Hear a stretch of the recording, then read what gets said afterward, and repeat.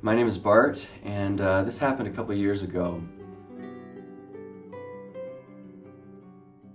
At the time, I was a father of 4 kids under the age of 5, and my wife and I were exhausted pretty much all the time.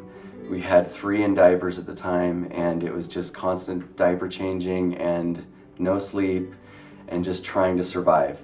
But in the midst of this time, our ward was doing service projects, and one of them was they would ask us to go and help pass the sacrament to people in the hospital nearby.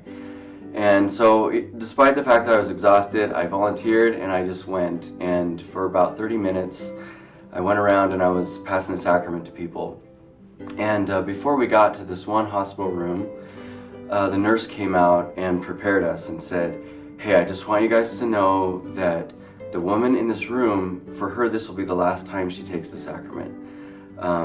Her health has been rapidly declining, her family's here, and she just requested that she have the sacrament today." And so what was kind of a routine thing turned into a really amazing experience. I'll never forget the feeling walking into that room and just feeling the peace and the kind of joy that this family had in knowing the gospel truths that they had, and really knowing the significance of the sacrament.